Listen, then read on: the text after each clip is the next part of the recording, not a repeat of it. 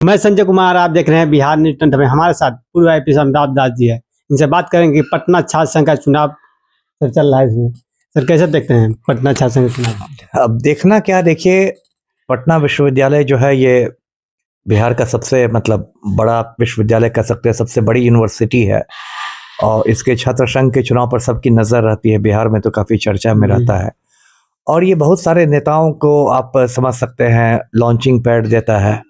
जो लालू यादव बाद में इतने बड़े नेता हुए बिहार में, उनकी भी शुरुआत छात्र राजनीति से हुई थी और 1974 में जब जयप्रकाश आंदोलन चल रहा था बिहार में संपूर्ण क्रांति का, तो लालू यादव ही पटना विश्वविद्यालय छात्र संघ के अध्यक्ष हुआ करते थे। और जयप्रकाश नारायण की एक बहुत बड़ी रैली हुई थी गांधी मैदान में जून 1974 में। उस रैली की अध्यक्षता लालू यादव ने ही की थी छात्र संघ के अध्यक्ष के रूप में। तो आगे जाकर फिर तो बिहार के सीएम बने, पत्नी सीएम बनी, अब तो बेटे बेटी सब राजनीति में है। तो इसलिए पटना यूनिवर्सिटी के जो छात्र संघ चुनाव पर सबकी नज़र रहती है। लेकिन इसमें दो तीन बातें हैं जो एक जिसको मैं अच्छी बात नहीं देखता। मुझे लगता है कि इसमें जो लेफ्ट वाले संगठन हैं, वामपंथी संगठन, उनको यदि छोड़ दे, वामपंथी संगठन के तो अच्छे उम्मीदवार होते हैं, लेकिन बाकी जो संगठन, ज़्यादातर जो संगठन है अखिल भारतीय विद्यार्थी परिषद या ये सब, इन लोग के तो मुझे लोग टेढ़े मेढ़े नज़र आते हैं। और ये लोग मुझे लगता है कि धनबल से और पैसे से ये लोग कब्जा करना चाहते हैं। जो बिहार की राजनीति में कहते हैं कि बिहार की राजनीति संदूक और बंदूक की राजनीति रही है ना। संदूक यानी धन बल, मनी पावर, और बंदूक यानी बाहुबल, है ना, मसल पावर। तो जो व्यक्ति संदूक और बंदूक के लिहाज से मजबूत होता है वो बिहार में चुनाव जीतता है, चाहे वो पंचायत का चुनाव हो, छात्र संघ का चुनाव हो, विधानसभा का हो या लोकसभा का हो। तो यहाँ भी अभी संदूक और बंदूक की ही राजनीति दिखाई दे रही है। अब 20-20, 25-25 गाड़ियों में लोग घूम रहे हैं। ये लोग क्या छात्रों की बात करेंगे? इतना जब धनबल हो जाएगा तो कोई आम परिवार का लड़का लड़की तो चुनाव लड़ने की सोच भी नहीं पाएगा।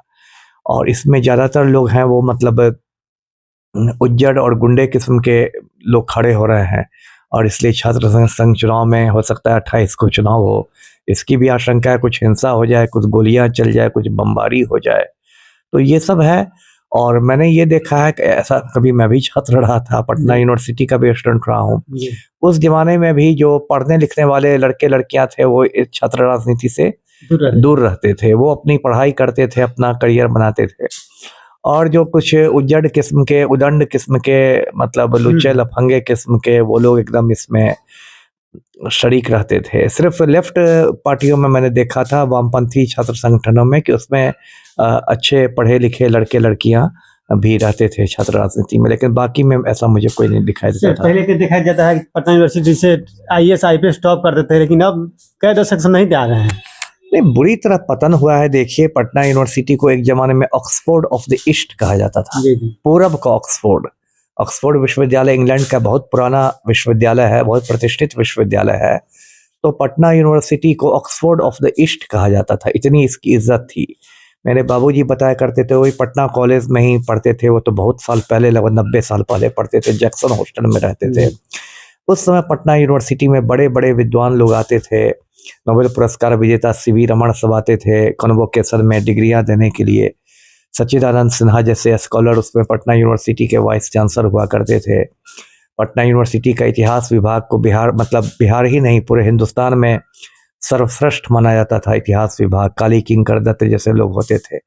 लेकिन अब तो बहुत पतन हो गया है और बार बार मांग होती है, हर सरकार ये वादा करती है कि पटना यूनिवर्सिटी को केंद्रीय विश्वविद्यालय का दर्जा मिलेगा।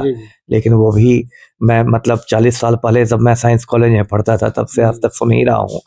तो अब तो पटना यूनिवर्सिटी के कैंपस में बहुत ज़्यादा राजनीति हो गई है और बहुत गुंडागर्दी और तरह तरह के छात्रावासों में अवैध कब्जा और ये सब हो गया है। बहुत दुर्भाग्य की बात है जी। ये हमारे साथ से पूर्व आईपीएस अमिताभ दास जी बोल रहे थे कि पटना छात्र संघ का चुनाव बोल रहे थे। वीडियो कैसा लगा अपना कमेंट कीजिए, लाइक और